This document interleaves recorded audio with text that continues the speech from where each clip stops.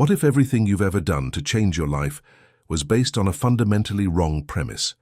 Not wrong in the sense of useless, wrong in the sense of incomplete.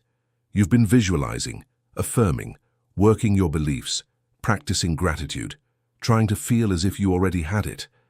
And something shifts sometimes, but never the way you expected. Never with that speed that feels possible when you're inside a Bashar transmission and everything makes perfect sense.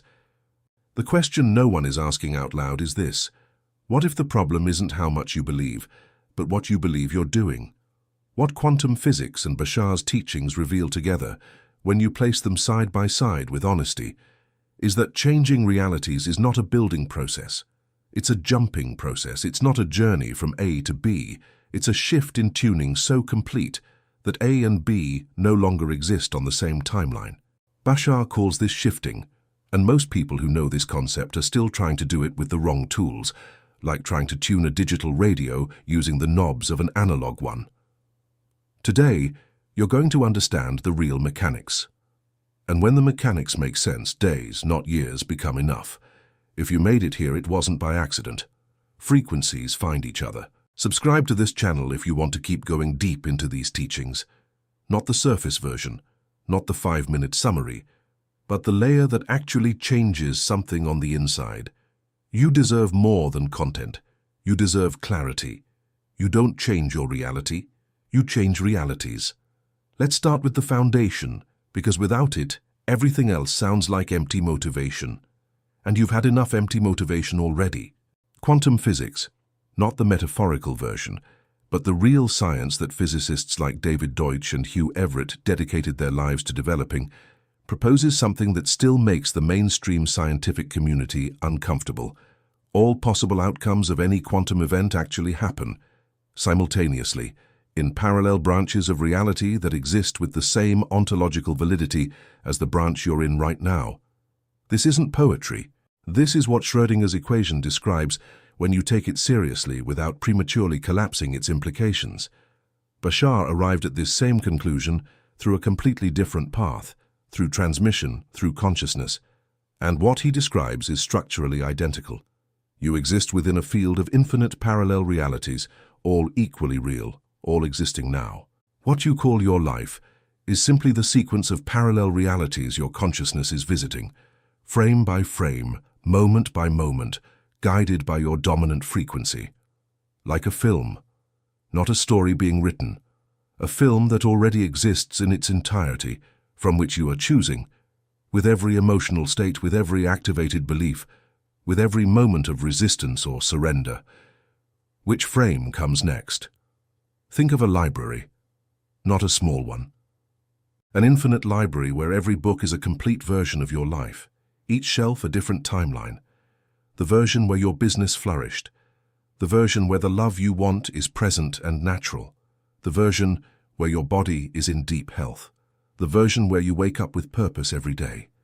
All of those books already exist, complete from beginning to end, on shelves you haven't visited yet. You don't need to write the book. You need to change shelves. Just like in the library, you don't create the story.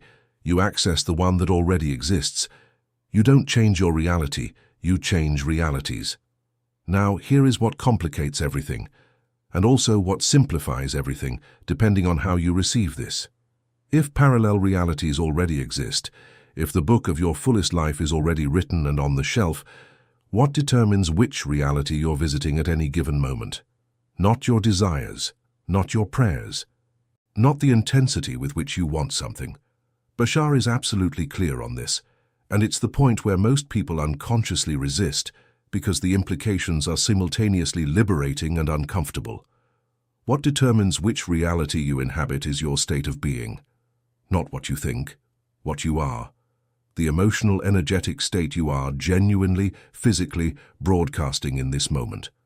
Before reframing this, I need to say something important. You already know this. Intellectually, you've heard this formulation dozens of times. You know that state precedes manifestation. You know that frequency determines outcome. So why isn't it working the way it should? Because knowing is not the same as being. And here is the distinction Bashar makes that most law of attraction teachers never articulate with enough precision. You can think a new state while feeling an old one, and the field doesn't read your thoughts. The field reads your frequency. You can visualize abundance while your nervous system is contracting in scarcity. You can affirm love while your body carries the chronic tension of someone who learned it isn't safe to be loved. Thought and state are different layers, and the reality you visit is always determined by the state, never by thought alone. Think of a film actor. He can recite the lines of a courageous character with perfect diction, memorize every line, execute every blocking note with technical precision. And yet, if he doesn't enter the emotional state of the character, the camera will capture the performance, not the presence. The audience will feel the difference even without being able to articulate why. Quantum reality works exactly the same way. It is not fooled by a good performance.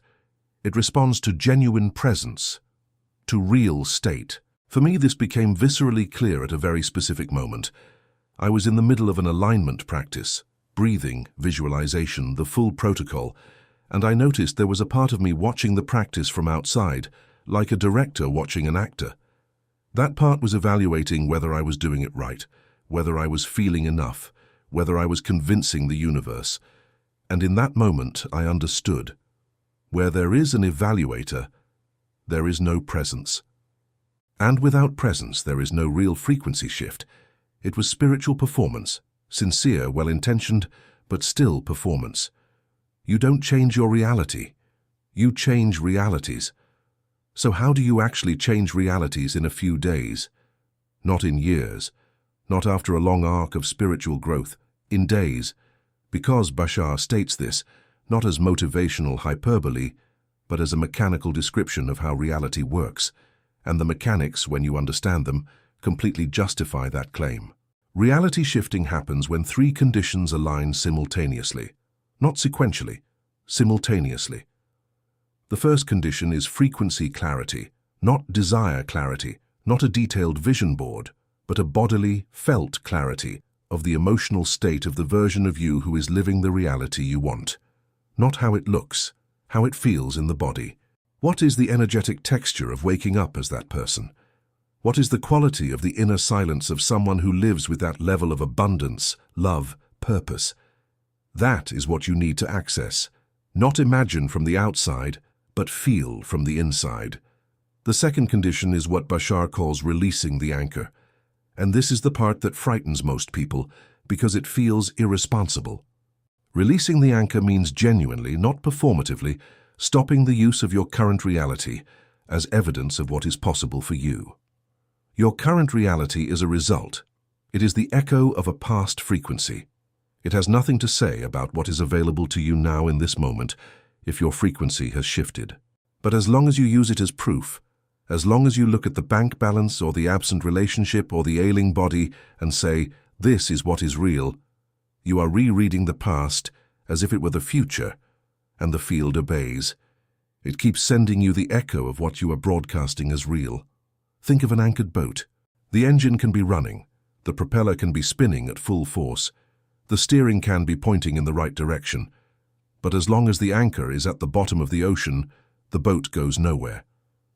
Not because the engine is weak, not because the destination doesn't exist, because something is attached to the past that needs to be released before movement becomes possible. Your current reality is that anchor, and releasing it doesn't mean denying it exists. It means stopping treating it as definitive. The third condition is state consistency. And here is the mechanical heart of why days are enough. Bashar describes that reality doesn't shift in a single moment of insight. It shifts when you maintain a new dominant frequency long enough for it to become your vibrational signature, the signal you emit most consistently, most naturally, most automatically. And long enough is not measured in months. It is measured in consistency.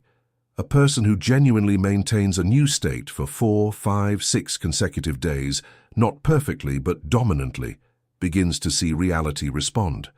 Not because the universe is reorganizing itself out there, but because their consciousness is visiting a different sequence of parallel realities. Here is what you can do today, right now, as a first concrete step. Choose a single emotional state that represents the version of you that you want to be. Not a list of achievements, not a collection of circumstances, one single state. It could be deep peace. It could be lightness. It could be the quiet confidence of someone who knows they are exactly where they need to be. And for today, just today, treat that state as your only responsibility. Not the circumstances, not the results. The state. Whenever you catch yourself drifting from it, not with judgment, simply return, like a musician tuning an instrument between notes, without drama, with precision. This is shifting in real practice. One state, one day, repeated. You don't change your reality, you change realities. Let's close the circle we opened together. At the beginning, I placed a question in the air. What if the problem wasn't how much you believe, but what you believe you're doing? Now you have the answer, and it is both simpler and more demanding than anything you've tried before. You weren't failing. You were using a map that described a journey when what you needed was a map that described a tuning. And those are fundamentally different movements. A journey requires time, distance, accumulated effort. A tuning requires presence, precision, and the courage to release the anchor of what seemed like evidence. The parallel reality where your life has the shape you recognize as true for you. It is not waiting for you at the end of a long road of spiritual growth. It is waiting for you at the next frequency shift, which can happen today, which can begin the moment you stop trying to build what already exists and simply start tuning into what is already broadcasting. You always had access. You were always capable. You simply didn't know the dial was in your hands all along. You don't change your reality. You change realities. The life you want doesn't need to be built. It just needs to be tuned into.